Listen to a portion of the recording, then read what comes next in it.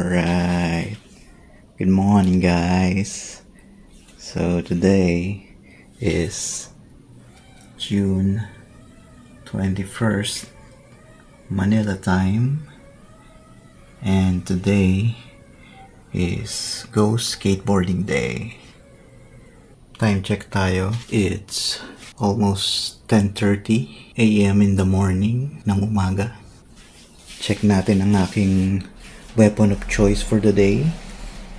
So this is the 60D Canon DSLR with Samyang fisheye lens, 8mm, Boya shotgun mic, the Nifty 50 kung tawagin nila, Canon 50mm, dead cut ni Boya.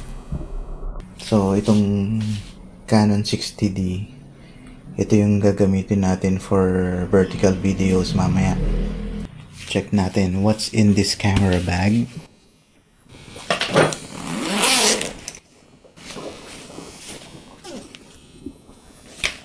Alright, so nandito ang HPX 170 natin. So ito magiging pilot shoot niya today para sa GSD. We have a lens blower para panlinis ng lens, just in case maalikubukan. Video light,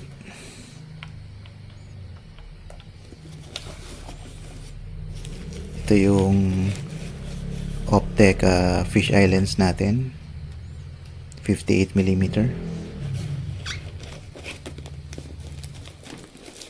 Tapos Tadashi filter para protection ng lens.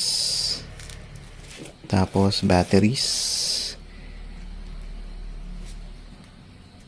meron tayong 3 batteries. Tapos P2 cards, kargado tayo ng 2 32 gigs na nakasalpak na rito sa loob para grab and go na lang tayo mamaya ng camera pagdating dun sa park. So ayun lang.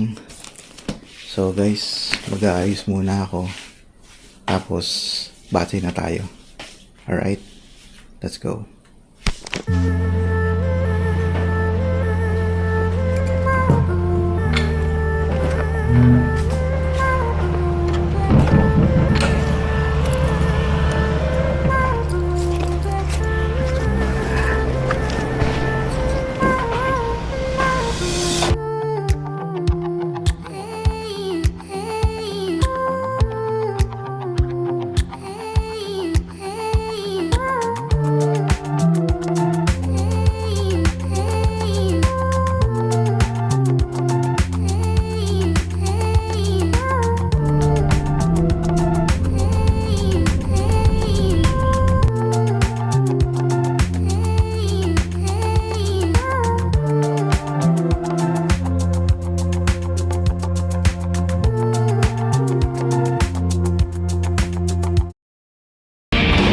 Okay, touchdown.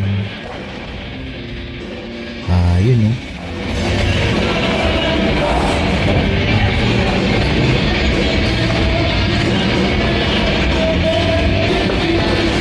Tara, hanap tayo mapapwestuhan.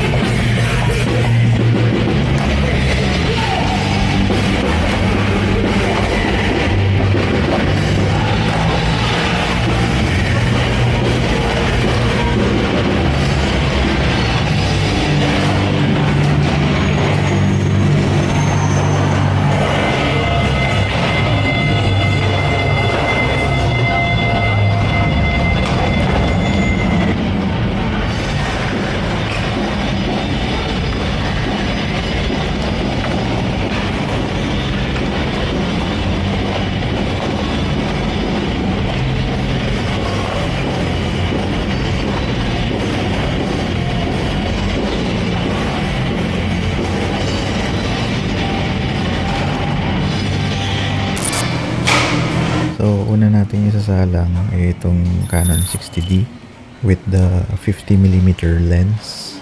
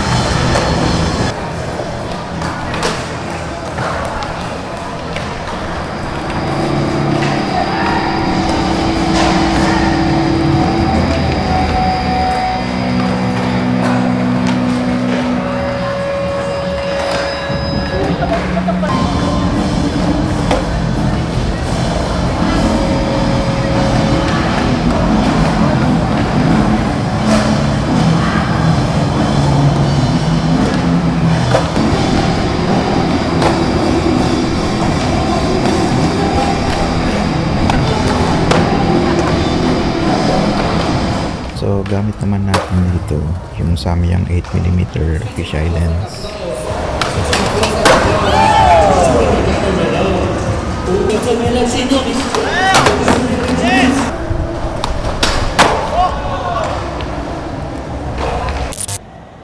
Ngayon, dako naman tayo dito sa Panasonic HPX 170.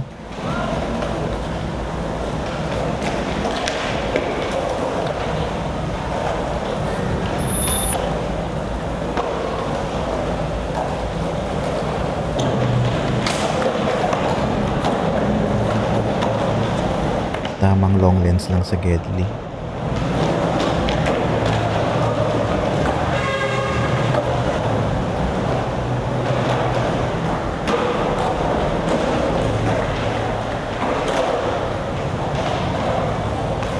Zoom in, zoom out lang.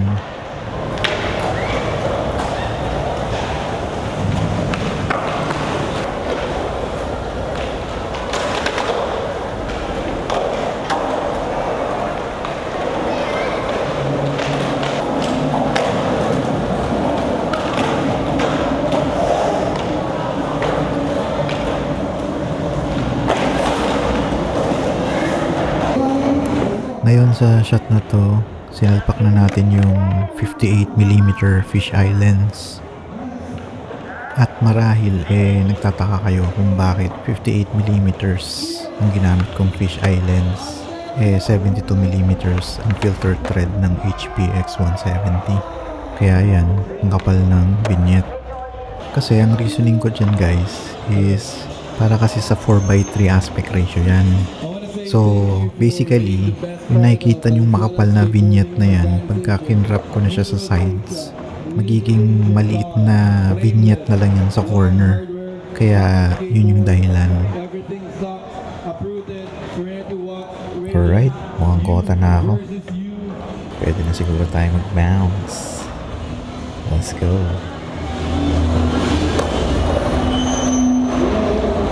Teka, may pahabol pa. Nice.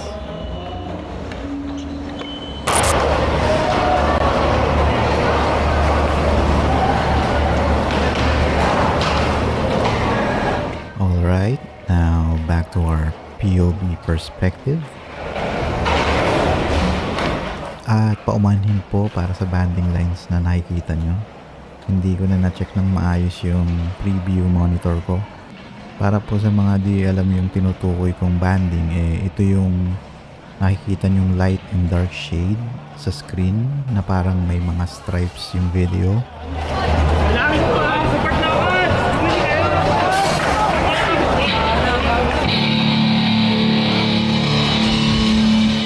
Now, kaya nangyayari to dahil sa mga LED lights nitong park. Actually, nagfi-flicker yung mga ilaw na yan ng sobrang bilis. Pero hindi lang halata ng mismong mga mata natin. Pero itong si Go3 nakikita niya to at rumirehistro to dun sa sensor niya. Nga lang, masyadong mababa yung shutter speed ni Go3. Kaya hindi siya makasabay dun sa speed ng flicker ng mga LED lights.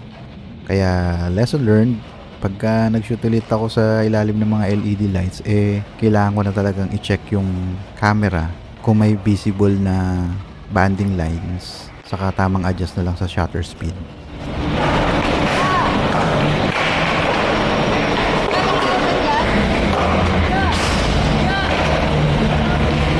Ha? Ano no? Naka-open yan. Oo, umilaw ba? Hindi. Sticker na lang. Yun! Thank you po. Skate. Check nyo sa Facebook, saka YouTube. Ito po yung ano nyo? Like ko, tapos follow ko. Yun. Salamat, salamat. Ito yung live na page niya. Oo, FB page at saka YouTube. Follow na lang po mamaya. Alright, alright. Salamat, salamat. Salamat mga par. Pasensya na, medyo madilim pala kuha ko sa inyo. Mahina talaga tong Insta360 Go3 sa dilim